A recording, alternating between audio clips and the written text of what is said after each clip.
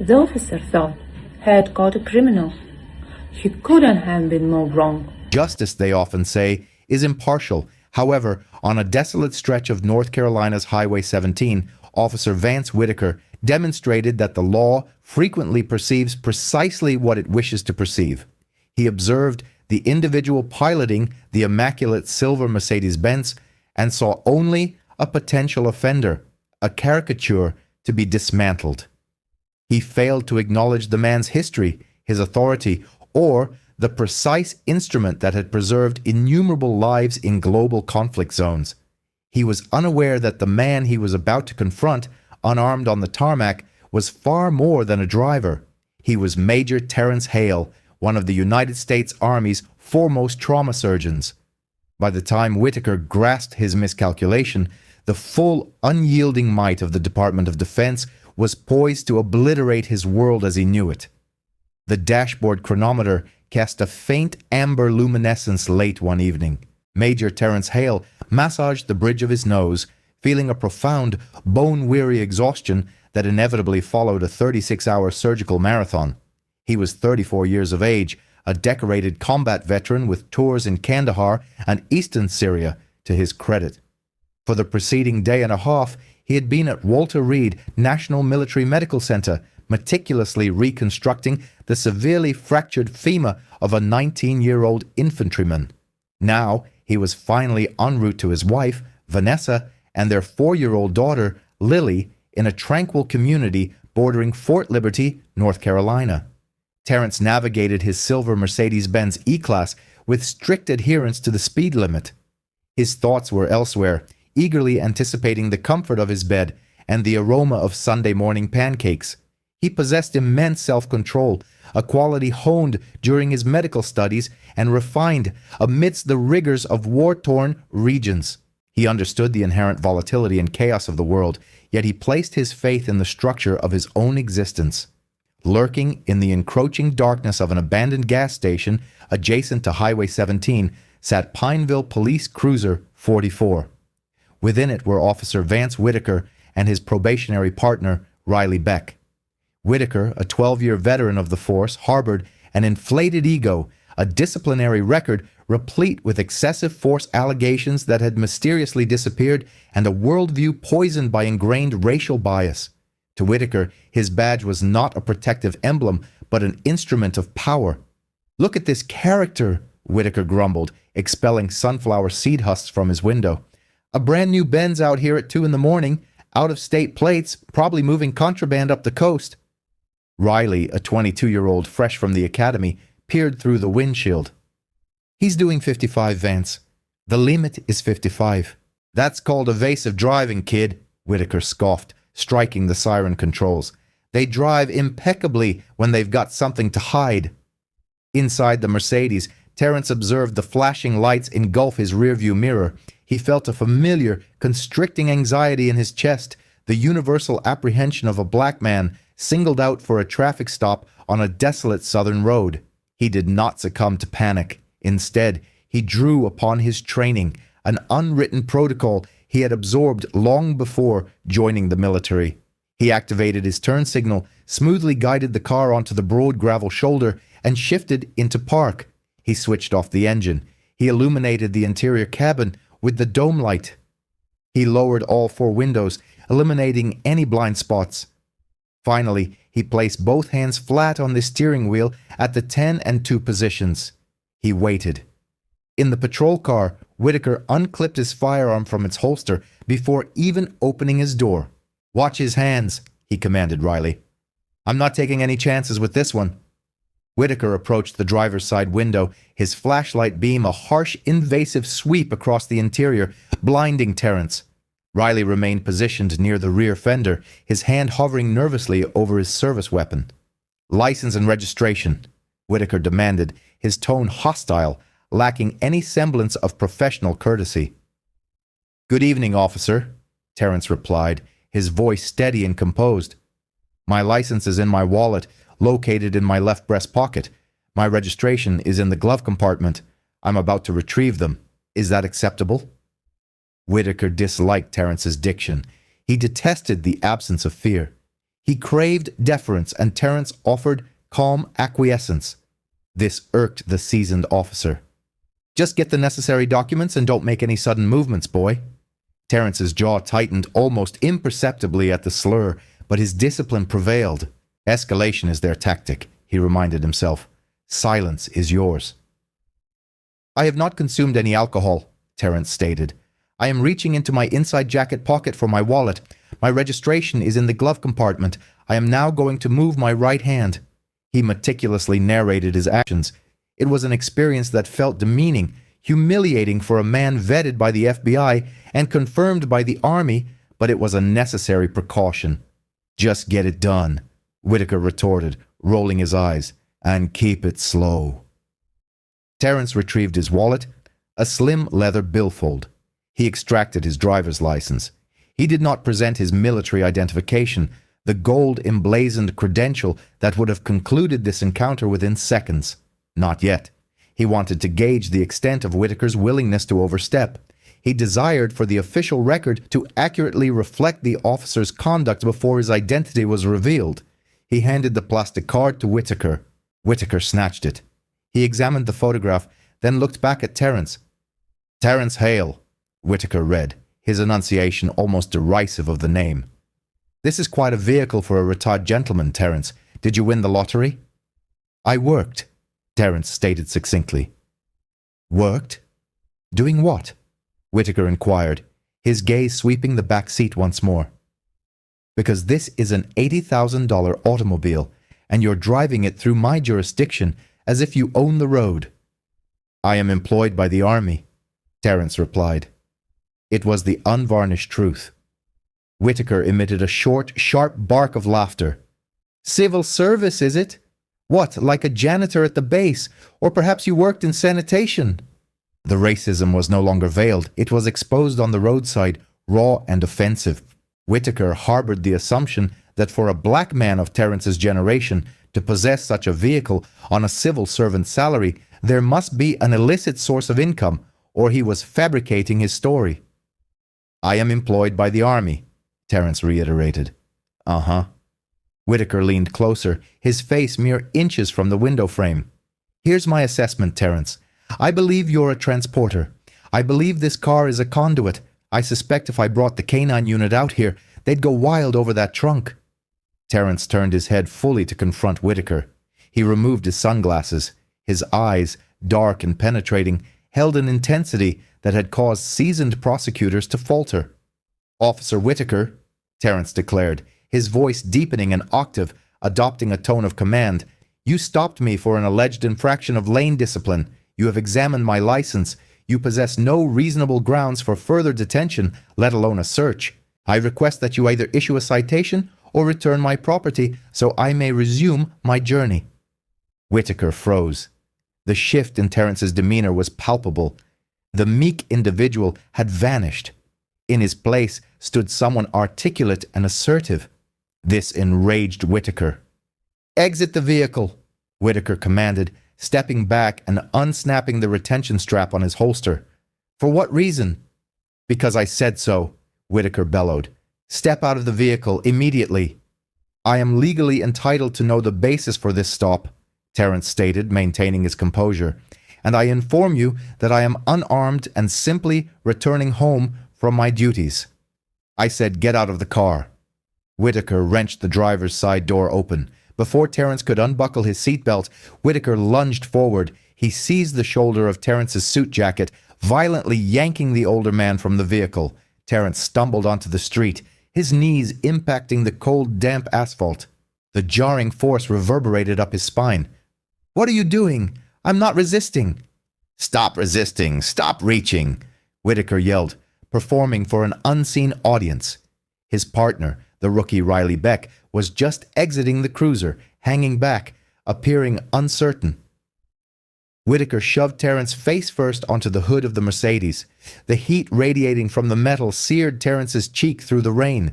Whitaker twisted Terence's arms behind his back, wrenching his left shoulder with such force that it threatened to tear the rotator cuff. A sharp, searing pain shot down Terence's arm, eliciting a cry.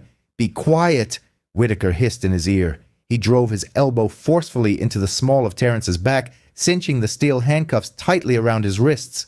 They were ratcheted so firmly that circulation was instantly impeded. "Think you can get fresh with me in my county? You're just another street punk in an expensive suit. Probably stole the car." "My name is Terrence Hale."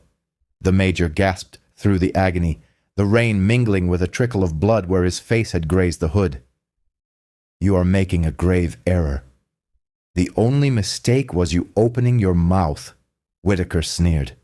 He yanked Terrence upright by the chain of the handcuffs, disregarding the older man's cry of pain, and marched him towards the rear of the patrol car. Throughout this ordeal, Terrence made a deliberate tactical decision. He did not disclose his rank as a major in the United States Army. Out here, on the dark, rain-slicked highway, titles offered no protection from bullets. Here, Whitaker was the ultimate authority. Terrence understood the necessity of surviving the night to wage his battle in the arena where he held the advantage. Daylight, under the framework of the law. The rear compartment of a police cruiser is engineered to strip an individual of his dignity. It is a rigid, molded plastic enclosure devoid of cushioning, contorted to force the shoulders forward and the chin downward. For a 34-year-old man with handcuffed wrists pressed painfully against his lumbar spine, it constituted a form of torture. Terrence Hale maneuvered his legs into the confined space, gritting his teeth as his knees collided with the partition. The door slammed shut, severing his connection to the outside world. The air conditioning in the front cabin was blasting, but the rear was a stifling enclosure of stagnant heat and the pervasive scent of stale vomit and industrial cleaning agents. Through the wire mesh, Terrence observed Officer Vance Whitaker stride back towards the Mercedes. The young officer was fueled by adrenaline, his movements jerky and exaggerated, akin to a predator that had just subdued prey it perceived as formidable. Whitaker leaned against his patrol car and keyed his radio once more. "Dispatch. Show me code 4. Suspect secured, awaiting transport." Terrence closed his eyes and began to regulate his breathing. Inhale for 4, hold for 4, exhale for 4. It was a technique he employed before commencing surgical procedures. It lowered his heart rate. It sharpened his cognitive faculties. He was no longer merely a detainee. He was an observer. He was meticulously cataloging every detail within the retentive capacity of his memory. Time of the stop. Duration of detention without cause. Use of force, excessive relative to resistance offered. None. Failure to administer Miranda warnings. Noted. A second police cruiser kicked up dust as it pulled onto the shoulder, its emergency lights flashing. Officer Greg Miller emerged. Miller, older than Whitaker, perhaps in his 40s, possessed the weary, placid countenance of a man counting down the days to retirement. He lacked Whitaker's swagger. He surveyed the silver Mercedes, then the handcuffed man in the back of Whitaker's vehicle, and his brow furrowed. Miller approached Whitaker. Terrence strained to discern their conversation through the glass. "What have you got, Vance?" Miller inquired, adjusting his belt. "Big time, Greg. Big time." Whitaker grinned, gesturing with his thumb towards the Mercedes. "The guy was swerving erratically, crossed the double yellow. I activated my lights, and he took an eternity to pull over. When I approached the window, I detected the distinct aroma of bourbon, strong enough to be smelled from the next county." Liar, Terrence thought calmly. Fabrication of evidence. "Then he became confrontational," Whitaker continued, his voice escalating so Terrence could hear. "Started lecturing me on my job. Refused to exit. I had to physically remove him. Resisting. Disorderly conduct." Miller glanced through the window at Terrence. He observed the expensive suit, the composed demeanor. He did not perceive an intoxicated individual. He saw a professional en route to his residence. "He doesn't strike me as drunk, Vance," Miller said quietly. "That's a nice car. Are you absolutely certain about this?" "I'm certain," Whitaker snapped, his ego piqued by the questioning. "And I suspect he's transporting illicit substances. You don't drive a vehicle of that caliber on a civil servant's salary unless you're involved in criminal activity. I'm going to search it." "Do you have consent?" Miller asked. "I have probable cause," Whitaker asserted. The scent of alcohol, evidence in plain view, furtive movements. He was reaching for something when I approached. Vance, Miller cautioned, if you haven't observed anything... I'm searching the damn car, Whitaker declared. Miller, are you going to assist, or are you just going to stand there looking ornamental? Whitaker turned and marched towards the Mercedes. Terence watched in silent indignation as the officer opened the driver's door. This was the transgression that caused the deepest offense. The handcuffs represented physical discomfort, but this was an intrusion upon his personal sanctuary. That vehicle was his pride and joy. He had meticulously restored certain components himself over the years. Whitaker showed no regard. He slid into the front seat. Terence observed as Whitaker ripped out the custom floor mats and discarded them onto the gritty gravel of the roadside. Strike one, Terence mused. Whitaker opened the glove compartment. He removed the owner's manual, the maintenance records neatly organized in a binder, and shook them out. Papers fluttered onto the floorboard and then onto the ground. He tossed the binder onto the back seat. He ran his hands beneath the seats, his fingers probing the upholstery. He retrieved the ashtray, found it empty, and tossed it onto the passenger seat. Find anything? Miller inquired, leaning against the patrol car, appearing uncomfortable. Not yet, Whitaker grunted, emerging from the front seat, sweat beading on his forehead. He's thorough. Probably has a hidden compartment or a false panel. These newer vehicles have numerous concealment spaces. Whitaker moved to the rear seat. He unlatched the bottom cushion and pulled it upward. The clips groaned. Terence winced. He knew those clips were custom-made. Snap. One of the clips broke. Whitaker cursed and flung the seat cushion onto the asphalt. Be mindful of the upholstery, Vance, Miller advised. That appears to be quite valuable. It's evidence, Whitaker spat. If he didn't want his vehicle searched, he shouldn't have broken the law. Terence sat in the rear of the patrol car, his wrists throbbing. He was no longer fixated on Whitaker. His gaze was directed at the dashboard of the police vehicle. He noticed the computer terminal.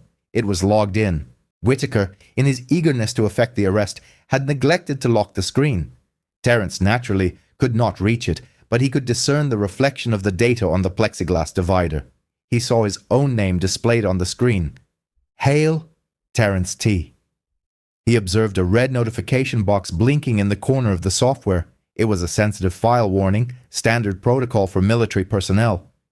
It indicated that detention required supervisor authorization. Whitaker had disregarded it, or, in his haste and arrogance, he had failed to even notice it. Whitaker popped the trunk. Bingo, Whitaker exclaimed. Miller, get over here.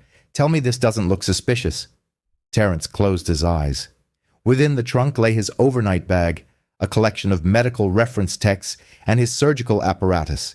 The surgical kit contained the only items in the world more crucial to Terence than his automobile. Open it, Terence whispered to himself. Go ahead, son. Open it and end your career. The sun began its descent, painting the sky with hues of purple and orange. The oppressive heat, however, showed no sign of abating. Officer Vance Whitaker stood at the rear of the Mercedes, peering into the trunk. It was meticulously organized. There was no spare tire concealing narcotics, no duffel bags overflowing with cash, merely high-quality luggage. It's in the bags, Whitaker declared, convinced of his narrative. He's transporting it within the luggage. Miller approached, observing the contents. Vance, that's a professional medical kit, and those are reference volumes. This individual possesses legitimate credentials, truly significant ones. Individuals with this level of affluence typically retain legal counsel, Miller observed. Drug traffickers also possess wealth, Miller, Whitaker retorted, grasping the black case. It was substantial, constructed from thick aluminum. Whitaker placed the kit onto the trunk lid. He searched for the latch. Do you truly believe you should be opening that without a warrant? Miller inquired, stepping back. We haven't discovered a single discarded bottle, no residual traces, nothing. I informed you I have probable cause, Whitaker shouted, his frustration reaching its zenith. He released the latch. Inside, There was another protective layer, a sterile plastic covering. Whitaker tore through it. He anticipated discovering contraband, perhaps bundles of currency. Instead, he beheld stainless steel instruments, numerous them. Whitaker frowned. He picked up the material and unfolded it, revealing a series of custom-calibrated trauma implements. "What is this?" Whitaker mumbled. "A toolkit? Is he a mechanic?" He held it aloft. It was crafted from heavy, high-quality steel. Then, something dislodged from the folds of the kit and clattered onto the trunk lid. It was a leather portfolio embossed with gold lettering. Miller reached out and retrieved it before Whitaker could touch it. He squinted at the gold seal imprinted on the front. "Department of Defense," Miller read. "United States Army."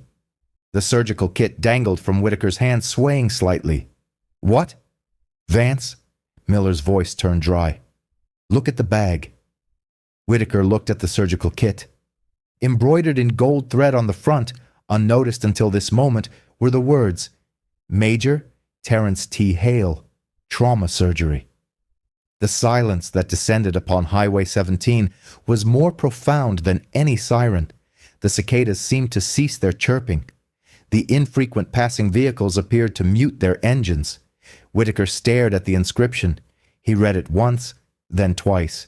He looked at the surgical kit in his hand, the unmistakable instruments of a life-saving physician. He looked at the older man in the back of his patrol car. "No," Whitaker whispered. "Impossible." "No way," Miller hissed, opening the leather portfolio. He flipped it open. Within lay a substantial military identification card bearing the same photograph Whitaker had scorned on the driver's license. Name, Terrence T. Hale. Title, Major Trauma Surgeon. Status, active duty. Miller looked up, his face ashen. "Vance, you apprehended a United States Army major." "It's a forgery," Whitaker declared, his voice trembling. He dropped the kit back into the trunk as if it had inflicted a burn. "It's a prop. He's an actor. Or he stole it."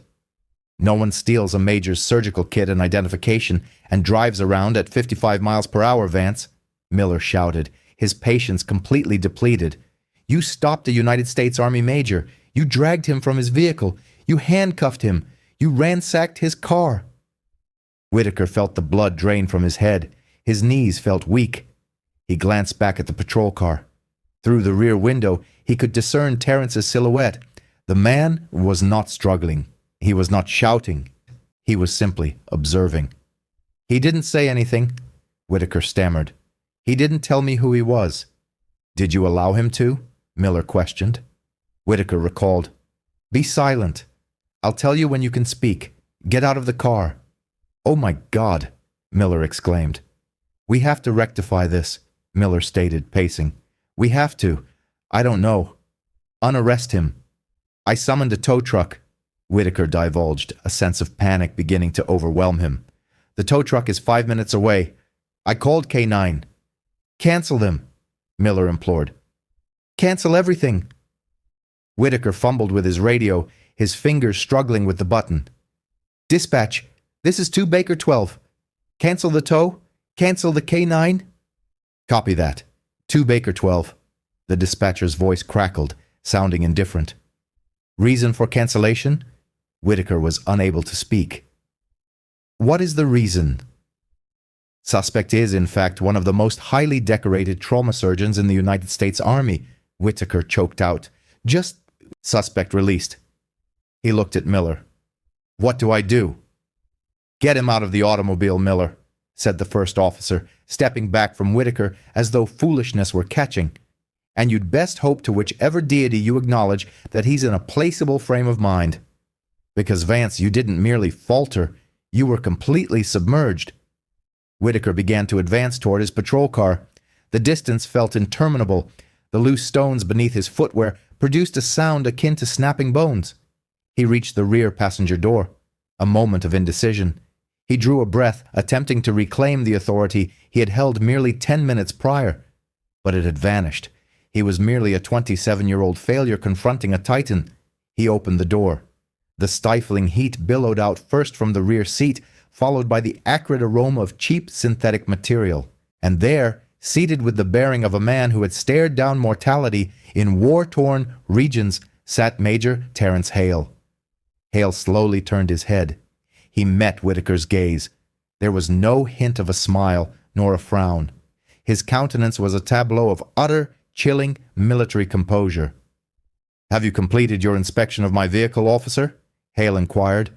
His voice, though even, carried the gravitas of a descending executioner's blade. "Sir," Whitaker began, "there's been a misunderstanding." "A misunderstanding," Hale echoed. "Is that the term we are employing now?" "I was unaware of your identity," Whitaker stammered, his tone supplicating. "You did not present your identification." "I made an attempt to," Hale stated. "You propelled me against my car. You forcibly manipulated my arms. You instructed me to be silent." Whitaker fumbled for the key to his handcuffs. His hands were trembling so violently that he missed the lock mechanism on 2 occasions. "I'm going to remove these now," Whitaker declared. And you're free to depart. We'll classify this as a cautionary notice." Hale remained stationary until the metallic click of the cuffs releasing echoed. He massaged his wrists where angry red abrasions were already beginning to manifest. He did not immediately exit the vehicle. He looked up at Whitaker. "A cautionary notice," Hale repeated, elevating an eyebrow. "Officer Whitaker, I have performed surgery on individuals who endured worse than you in active combat. I have preserved lives amidst a hail of gunfire." "You do not issue warnings to me," Hale declared, his voice diminishing to a whisper that Miller could discern from 10 feet away. "I am the warning." Hale brushed imaginary dust from his suit jacket. He moved past Whitaker, utterly disregarding him, and proceeded to the rear compartment of his automobile. He observed the surgical equipment strewn in disarray. He noted the fractured seat cushion lying on the ground. He saw his official documents scattered across the dirt. He carefully retrieved his surgical kit, shaking the accumulated dust from its cover. He closed it with an air of respect and placed it back within the trunk. "Officer," Hale called out to Miller. Miller flinched. "Yes, sir, Your Honor." "No, Major. Sir. I require the name of your shift supervisor and the designation of the police chief." And Hale extended a long, accusatory finger toward the dashboard camera in Whitaker's patrol car. "I want that recorded evidence preserved. If even a single frame of that video is expunged, I will orchestrate a raid on this precinct by the Army's Criminal Investigation Command and the Federal Bureau of Investigation before the sun rises. Do you comprehend my directive?" "Yes, sir. Absolutely, sir." "I shall personally ensure its logging," Miller stammered. Hale turned his attention back to Whitaker. Whitaker stood beside the open door of his cruiser, appearing spectral. "You possess the right to remain silent," Hale stated to Whitaker. "I strongly advise you to exercise it." Just then, a black sport utility vehicle with darkened windows executed a sharp turn around the bend, trailed by 2 additional police vehicles. The sheriff had arrived, and he was not unaccompanied. The stillness on Highway 17 was violently disrupted by the resounding thud of a vehicle door.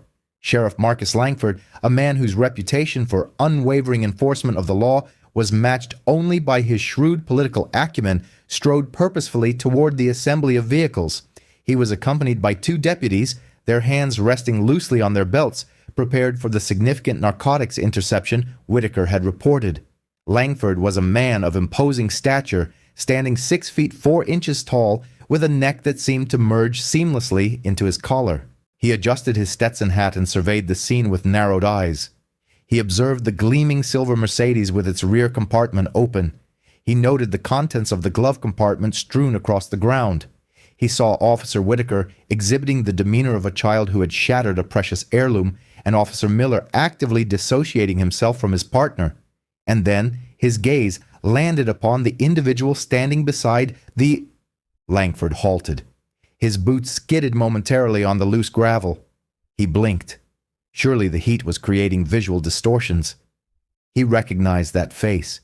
He had seen it on the evening news, in the newspapers, and most distinctly across a dinner table at the base commander's gala 3 years prior. Major Hale, Langford's voice was a peculiar blend of disbelief and unadulterated dread. Terence Hale, now entirely composed, smoothed the lapels of his suit jacket, one of which was conspicuously missing a button thanks to Whitaker's aggressive apprehension. He turned to face the sheriff. "Sheriff Langford," Hale articulated, his tone cool and courteous, reminiscent of how one might greet a casual acquaintance at a somber occasion. "I trust you are in good health." "I am, Major," Langford stammered. He glanced from Whitaker to Hale. "What in heaven's name is transpiring here? My deputy initiated a felony trafficking stop. He indicated he had a suspect detained." "I am the suspect," Hale stated dryly. Langford's complexion shifted to a shade of crimson that rivaled the spilled blood on the asphalt. He whirled on Whitaker. "Whitaker, approach immediately." Whitaker shuffled forward. "Sheriff, I had probable cause. He was swerving. I detected the scent of alcohol. He resisted." "Resisted?" Hale interjected softly. "Sheriff, perhaps you would care to examine my wrists?" Hale extended his hands. The skin was raw, vividly red, and already developing purple contusions where the steel restraints had been cinched with excessive force. Langford's gaze traveled from the wrists of a decorated army major to the dashboard of Whitaker's patrol car. Did you place him in the holding compartment?" Langford inquired in a hushed tone, a vein in his temple beginning to pulsate ominously. "He refused to exit the vehicle," Whitaker exclaimed, his voice cracking. "He was non-compliant." "He is a United States Army major, you imbecile," Langford bellowed, the sound reverberating off the surrounding pine trees. "And he is one of our foremost trauma surgeons. Do you possess any comprehension of the magnitude of your actions?" "I was unaware," Whitaker pleaded. "He didn't present a badge." "I do not require a badge to be afforded basic human decency, Deputy," Hale stated, cutting through the rising clamor. "The Fourth Amendment extends to every citizen, not exclusively those possessing official credentials. Your deputy engaged in profiling. He fabricated a pretext for the stop. He conducted an unlawful search of my vehicle. He damaged my property, and he assaulted me." Hale gestured toward the broken seat component on the ground. "That is a custom part, irreplaceable." Langford surveyed the damage. He observed the scattered papers. He recognized instantly that his department was on the precipice of a lawsuit that would financially cripple them. More significantly, however, he understood that his career was in jeopardy if he did not rectify this situation immediately. "Miller," Langford commanded sharply, "procure a bottle of water for the major without delay, and acquire a chair from that recreational vehicle if necessary. Do not permit him to stand exposed to this oppressive heat." "I am perfectly capable of standing, Sheriff," Hale responded. "What I necessitate is for this incident to be thoroughly documented. I demand that Deputy Whitaker's body camera footage be impounded immediately. I require the dashboard camera footage to be secured, and I expect a copy of the official incident report before I depart this location." "Understood," Langford affirmed. "Consider it accomplished, Major. We can address this discreetly, sir. We can..." "Discreetly?" Hale's eyes flashed with intensity. "No, Sheriff. There will be nothing discreet about this. Discretion is how individuals like Whitaker retain their positions. Discretion is how the next person he stops ends up deceased because they reached for their identification. We will proceed with absolute transparency. We will follow the established procedures. My procedures." Whitaker remained rooted to the spot, witnessing his professional future disintegrate. He comprehended at that moment that the power he had assumed he wielded, the authority of the badge, the firearm, the flashing lights, was utterly insignificant when contrasted with the formidable presence of the man he had attempted to humiliate.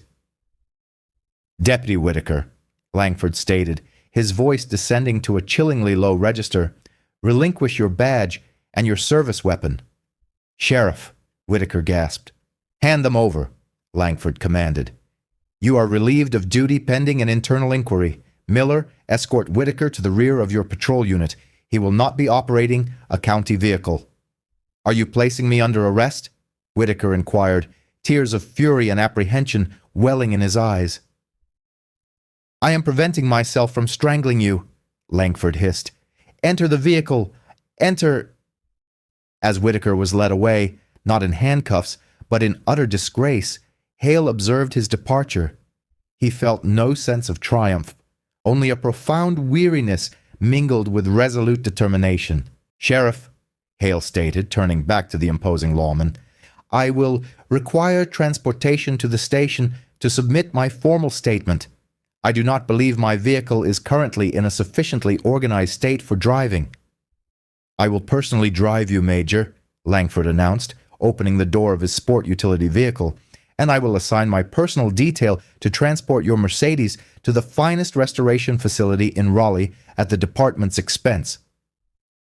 "See that you do," Hale instructed. He then entered the sheriff's vehicle. "And Sheriff," he continued, "contact the district attorney. Inform him that I am en route. We have considerable matters to discuss." News disseminates with remarkable speed within a small community, but it travels at the velocity of light when a United States Army major is involved. By the time Sheriff Langford's sport utility vehicle pulled into the precinct's parking area, the district attorney, Ronan Vale, was already positioned on the steps, appearing as though he had just completed a marathon in a formal business suit. Hale spent 4 hours within the sheriff's office.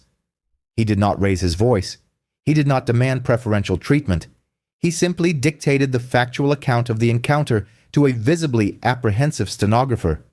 Every detail was meticulously precise. The speed at which he was traveling, the officer's failure to utilize a turn signal, the precise wording of their exchange, the tone of voice employed, and the physical force utilized. Concurrently, in the detainee processing area, though not physically confined, Vance Whitaker sat slumped on a metal bench, his head buried in his hands. His union representative, a man exuding exhaustion, named Elias Crow, occupied the seat opposite him. "This is exceedingly detrimental, Vance," Crow stated, scrolling through his mobile device. "It is truly dire." "I was unaware," Whitaker repeated incessantly. "How was I expected to know?" "That precisely is the issue, my young friend," Crow sighed. "You were not expected to treat anyone in such a manner. Had it been a plumber, perhaps we could have leveraged the justification of officer safety, correct? But a major, a Black Army major, you have managed to achieve a trifecta that will likely end your career." "Can we contest this?" Whitaker inquired. "Qualified immunity." Crow emitted a snort, a sound that, despite the gravity of the situation, held a touch of dark amusement. "Immunity serves to protect you when you commit an error in the execution of your official duties. It does not shield you when you fabricate probable cause and physically assault a high-ranking military official. The district attorney is already contemplating charges." "Charges?" Whitaker looked up, his face ashen. "Criminal charges, assault, unlawful detention, violation of civil rights. The federal authorities may even become involved. Vance, you engaged in profiling." 3 days later, the body camera footage was officially released. Hale had been adamant regarding its disclosure. He waived his right to privacy concerning the traffic stop. He desired for the global community to witness the events. The video achieved viral status within a single hour. The internet community promptly christened Whitaker Officer Ego. Millions observed as Whitaker displayed an arrogant sneer toward the calm, professional individual. They witnessed him deride the automobile. They observed him forcibly extract Hale. They heard the order to be silent. And then, the climax of the footage, the moment Miller discovered the surgical kit. The expression that contorted Whitaker's face became an instant meme, a symbol of immediate retribution. However, for Whitaker, it was not a digital jest. It was the utter implosion of his existence. He was suspended without remuneration. His fiancée terminated their engagement 2 days subsequent to the video's broadcast, unable to endure the barrage of death threats and the relentless presence of media personnel camped outside their residence. His colleagues within the force, the ones who had previously chuckled at his aggressive operational style, ceased responding to his text messages. They harbored no desire to be associated with the radioactive fallout. Then came the departmental hearing. It was not yet a formal courtroom trial. It was the internal affairs tribunal of the police department. Whitaker occupied a seat clad in his dress uniform, which now felt like an elaborate costume. Seated opposite him were the chief of police, the internal affairs captain, and a representative from the Civilian Oversight Committee. And present, via a live video link displayed on a large screen, was Major Terence Hale. Hale did not appear incensed. He looked profoundly disappointed. He projected the demeanor of a commanding officer observing a subordinate fail a critical mission that should have been easily accomplished. "Officer Whitaker," the chief commenced, "you are accused of 14 distinct violations of department policy, encompassing conduct unbecoming an officer, the application of excessive force, and bias-based policing. How do you plead?" "I was performing my duty," Whitaker stated, his voice wavering but resolute. "I suspected he was involved in trafficking. The vehicle, the profile, it was consistent." "The profile!" Hale's voice boomed from the speakers, silencing the room instantly. "Tell me, Mr. Whitaker," Hale continued, "what profile accurately describes a 34-year-old Army major adhering to the posted speed limit? Does it align with the profile of a criminal, or does it correspond to the profile of a black man operating a luxury automobile?" Whitaker offered no response. He lowered his gaze to the table. "You perceived what you wished to perceive," Hale elaborated, "and consequently, you betrayed your solemn oath. You are entirely unsuitable to bear a badge. You represent a hazard to the public, and I shall ensure that you are never again authorized to carry a firearm under the sanction of law." The tribunal's deliberation was brief. The verdict: termination of employment, effective immediately. A recommendation to the state's peace officer standards and training, post, board for the revocation of his peace officer certification. Whitaker exited the police station as a civilian. He was compelled to surrender his identification card at the front desk. The receptionist, a woman he had known for 5 years, avoided his direct gaze. He walked to his personal pickup truck parked in the lot. Someone had etched the word "justice" into the side panel with a sharp object. He sat in the driver's seat and wept, but the karmic retribution had not yet reached its conclusion. The civil litigation was initiated the following. The civil lawsuit, captioned "Hale versus Whitaker et al., struck the headlines with the force of a sledgehammer. It transcended a mere local news story. It became national news. The image of the immaculate silver Mercedes-Benz, its contents strewn across the North Carolina soil, transformed into an emblem of unwarranted police aggression. Terence Hale had no personal need for the monetary compensation. He had managed his finances prudently throughout his career. However, he understood that to impart a vital lesson to a system that frequently resisted self-correction, he had to employ the only language it truly feared: financial liability. He retained the services of Benjamin Crump, the renowned civil rights attorney celebrated for his representation of families in the most high-profile cases of police misconduct across the nation. The inclusion of Crump's name on the legal docket sent palpable apprehension through the county commission. It signified that this legal contest would not culminate in a quiet, out-of-court settlement. It was poised to become a protracted battle. The discovery phase proved exceptionally arduous for Vance Whitaker. Stripped of his badge and the protection of his union, which had effectively abandoned him once the body camera footage went viral, Whitaker was compelled to engage the services of a strip mall attorney whose expertise lay in driving under the influence cases, not federal civil rights defense. The deposition took place in a conference room with glass walls in Raleigh. Hale occupied the head of the table, embodying the image of the military titan he was. He was attired in a navy pinstripe suit, his cufflinks gleaming with gold. He remained silent. He did not need to speak. His very presence was suffocating. Opposite him sat Whitaker. The former officer appeared utterly defeated. He had lost 20 pounds. His close-cropped hair had grown into a disheveled thatch of brown strands. He wore an inexpensive, ill-fitting suit that gave the impression he had borrowed it from someone considerably smaller. Benjamin Crump opened the case file. He did not resort to shouting or grandstanding. He meticulously dissected Whitaker's testimony with the precision of a skilled surgeon. "Mr. Whitaker," Crump began, his voice smooth yet weighty, "on the afternoon of that evening, you stated in your official police report that you observed Major Hale's vehicle erratically weaving and failing to maintain its lane of travel. Is that accurate?" "Yes," Whitaker mumbled, his gaze fixed upon his hands. "That is what I recorded.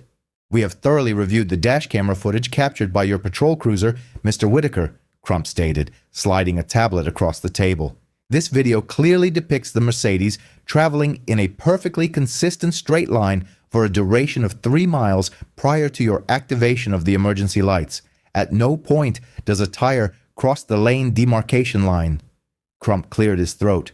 "Would you care to view it again?" Whitaker shook his head. "No." "So, were you deliberately falsifying your official report, or do you possess a visual impairment?" Crump inquired. I may have misperceived," Whitaker stammered. "The sun was directly in my eyes." "The sun was positioned behind you, Mr. Whitaker," Crump corrected him instantly. "Traveling westbound on Route 17 at 2 o'clock in the morning, the sun would be nowhere near your field of vision. Would you care to provide an alternative explanation?" Whitaker remained silent. Beads of perspiration formed on his forehead. "Let us proceed to the matter of the vehicle search," Crump continued. "You conducted a thorough and destructive search of a luxury automobile. You caused damage to property. You claimed to detect the odor of alcohol. Did a breathalyzer examination substantiate this claim?" "I did not administer one." "And why was that?" Because I discovered the surgical kit." "Ah." Crump offered a smile, but it did not reach his eyes. "So at the precise moment you realized you had physically assaulted a United States Army major, the odor of alcohol conveniently vanished. Is that the sworn testimony you wish to provide?" Whitaker's gaze shifted to Hale. For the first time in their encounter, the major met his eyes directly. Hale's expression was devoid of anger. It conveyed a profound sense of pity. It was the look a seasoned commander bestows upon a subordinate whose actions have brought unutterable disappointment to the entire unit. "I simply wish to achieve a significant arrest," Whitaker whispered, his voice cracking. "I merely wanted to be a commendable officer." Hale leaned forward slightly. He placed his hands flat on the table, his fingers interlaced. "A commendable officer safeguards the populace, Mr. Whitaker," Hale stated softly. "A misguided officer prioritizes his own ego.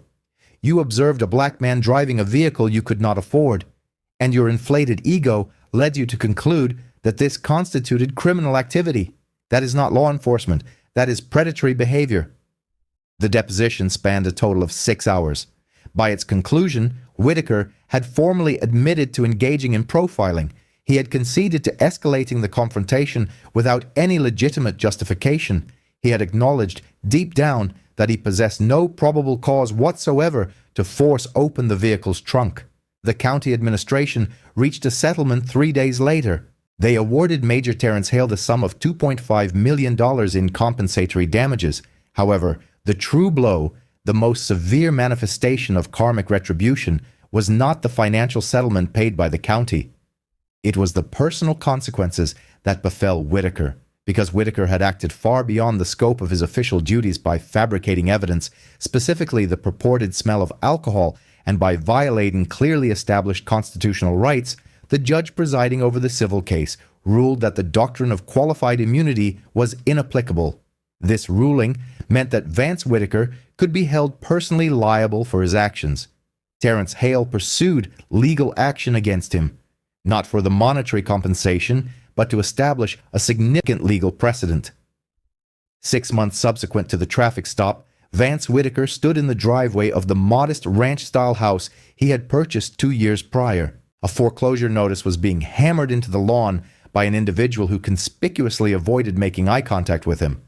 The judgment rendered against Whitaker personally amounted to $150,000, a mere fraction of the county's extensive payout, but an amount entirely sufficient to precipitate his financial ruin.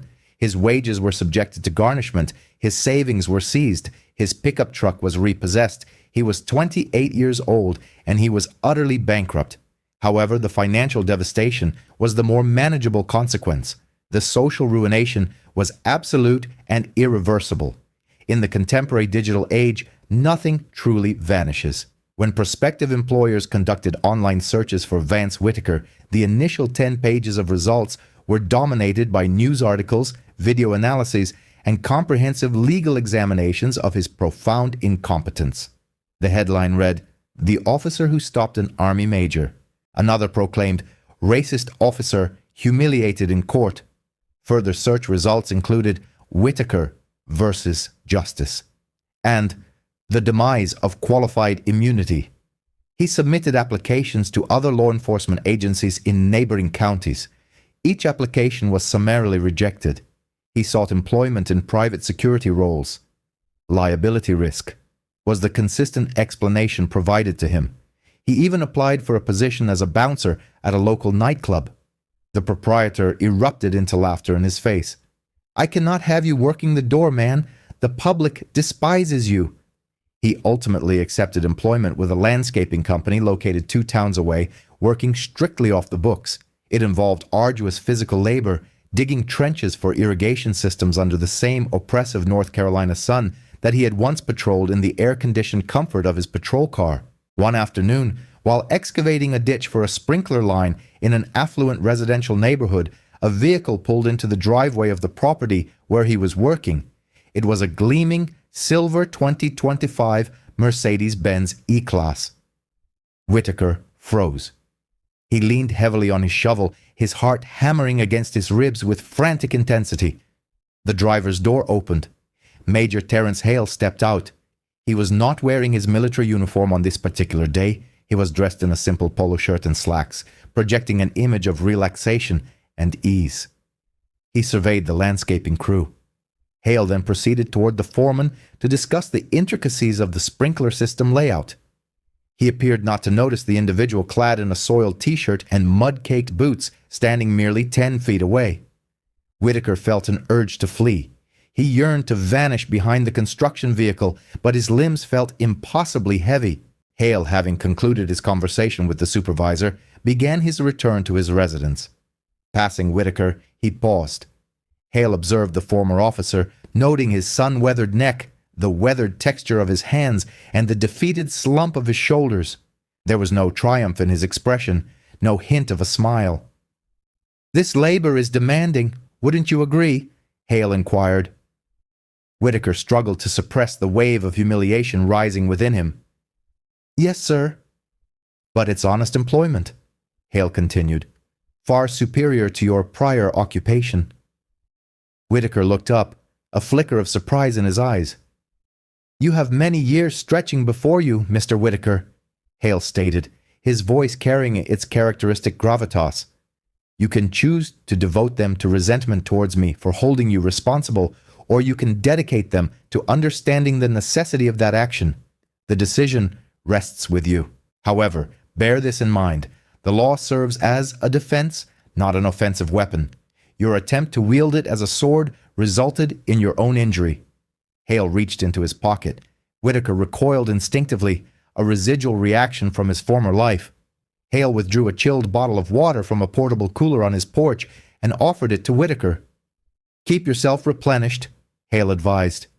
He then turned and entered his magnificent home, the door closing with a decisive click.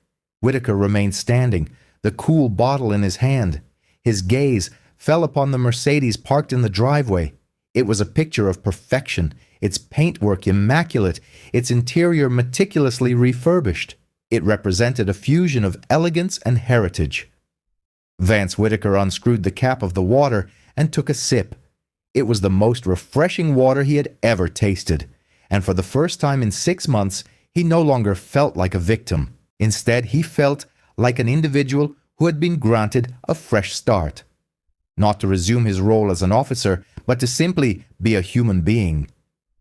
Hale observed him through the window, sipping his tea.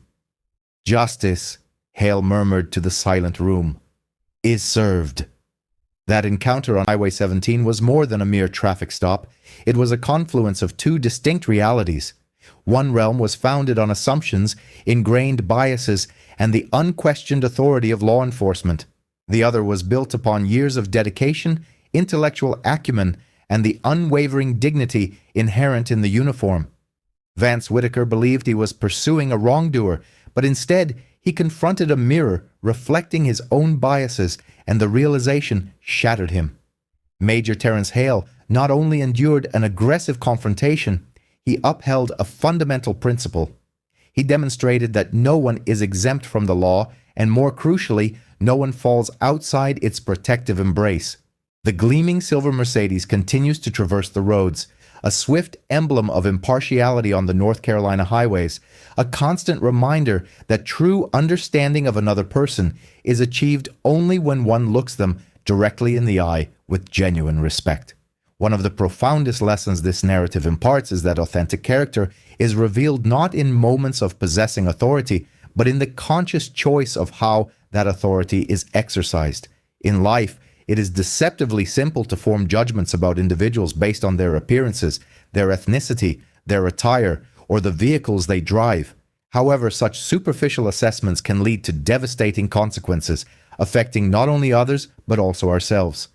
Major Terence Hale exemplified that true fortitude is not manifested through raised voices, physical aggression, or arrogance. It is found in restraint, in maintaining one's composure, and in the bravery to stand firm when faced with attempts at degradation.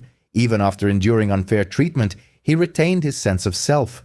He remained composed, defended his integrity, and allowed the principles of justice to prevail over any inclination towards retribution. This serves as a potent reminder for each of us.